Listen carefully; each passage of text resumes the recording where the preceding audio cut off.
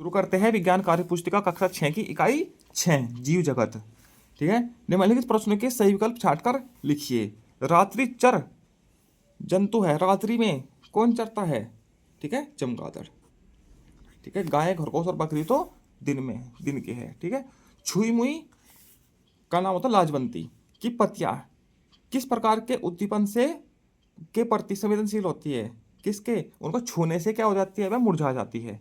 तो क्या होता है, ध्वनि ताप से तो कुछ नहीं होता, स्पर्श से, छूने से मुरझा जाती है छुई मुई का पौधा। ठीक है, मेंढक त्वचा द्वारा श्वसन करता है।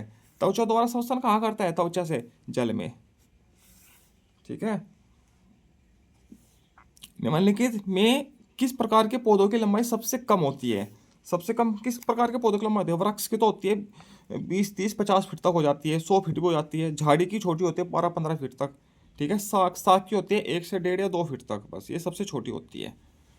ठीक, पौधों में सामान्यतः श्वसन क्रिया होती है, किसके द्वारा होती है? जड़ के द्वारा, तने के द्वारा, फूल के द्वारा, पर्णरंध्र के द्वारा होती है। जो पत्तियों में होता है, बहुत छोटे छोटे रंध्र होते हैं, उनके द्वारा श्वसन क्रिया होती है। निम्नलिखित जंतुओं को उनके लक्षणों के आधार पर पहचान कर तालिका में लिखिए। ठीक है, पहला जंतु है छिपकली। छिपकली है बहुकोशिक।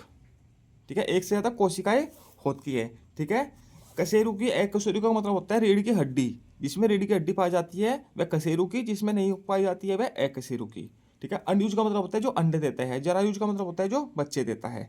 और ये इसका स्थान बताना है कि जल में रहता है, स्थल पर रहता है, उभयचर है, मतलब दोनों स्थान पर रहता है, या वायवीय है। ठीक है, वायु में रहता है। ठीक, अब छिपकली है, छिपकली बहुकोशिक है। ठीक है, एक से ज़्यादा कोशिकाएं पाई जाती है उसमें। अब कशेरु की है क्योंकि उसमें रीढ़ की हड्डी भी है और अंडा देती है छिपकली, और स्थल पर रहती है, दीवारों पर चिपके रहती है ना। ठीक है, कबूतर है, बहुकोशिक है ये भी, कशेरु की होती है, इसके अंदर भी रीढ़ की हड्डी होती है और अंडा देता है कबूतर, और ये वायवीय है, वायु में उड़ता है। ठीक है, गाय है, बहुकोशिक है, कशेरु की होती है, रीढ़ की हड्डी भी होती है। जरायुज ये है, अंडा नहीं देती, यह बच्चा देती है गाय। ठीक है, और स्थलीय है, स्थल पे रहती है। बिल्ली है, बहुकोशिक है, कशेरु की है क्योंकि इसमें रीढ़ की हड्डी होती है। जरायुज है, बिल्ली के बच्चे होते हैं, अंडे नहीं होते, और यह स्थल पर रहती है।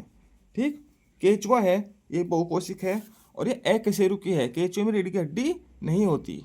ठीक है, और ये अंडा देते हैं, छोटे छोटे बहुत सारे अंडे देता है केचुआ। ठीक है, और ये स्थलीय है।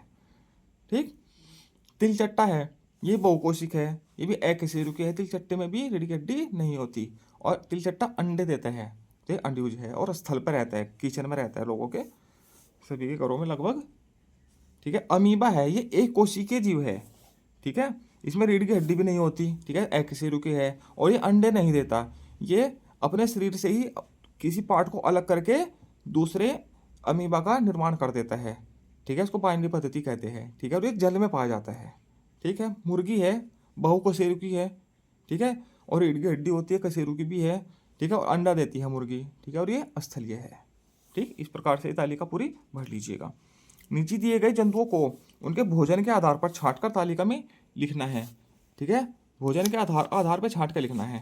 ठीक है, बकरी है, बकरी सिर्फ शाकाहारी है तो शाकाहारी में लिख दिया। ठीक है, शेर है, मांसाहारी है, मांसाहारी में लिख दिया। चूहा है, ठीक है, चूहा शाकाहारी भी है और मांसाहारी भी है, तो ये क्या है? सर्वाहारी, तो सर्वाहारी में। काकरोच, काकरोच भी दोनों है, शाकाहारी सर्वाहारी मांसाहारी। ठीक है, तो ये सर्वाहारी हो गया। गाय क्या है? शाकाहारी। ठीक है, मेंढक क्या है? मांसाहारी। ठीक है, मनुष्य क्या है? सर्वाहारी है। ठीक है, कुत्ता, कुत्ता भी सर्वाहारी है। बिल्ली, बिल्ली भी सर्वाहारी है। गिलहरी शाकाहारी होती है। ठीक है, क्योंकि ये सिर्फ फल खाती है और पत्ते खाती है। कबूतर क्या है? दोनों है। ठीक है, और गिद्ध क्या है? गिद्ध सिर्फ मांसाहारी होता है। ठीक है, सिर्फ मांस को ही खाता है, दूसरे जंतुओं को ही खाता है। ठीक है, आगे चलते हैं। ये है प्रश्न संख्या 4। नीचे दिए गए चित्र में विभिन्न भागों को निम्नांकित कीजिए। इनके भागों के अंक लिखने हैं।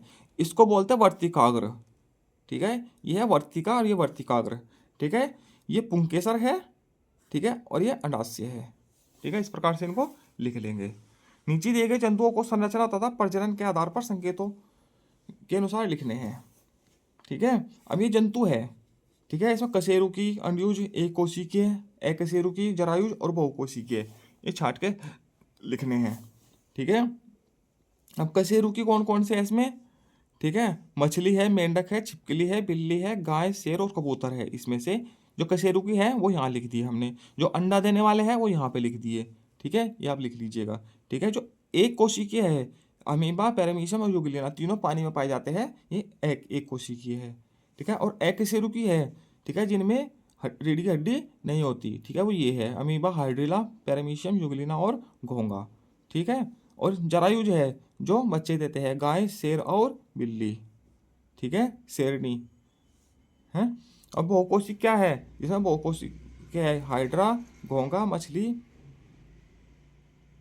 मेंढक, कबूतर, गाय, शेर, बिल्ली और छिपकली, ये बहुकोशिक होते हैं। इसी के साथ इकाई 6 पूरी होती है। आगे मिलते हैं इकाई 7 के साथ। धन्यवाद। जय श्री राम।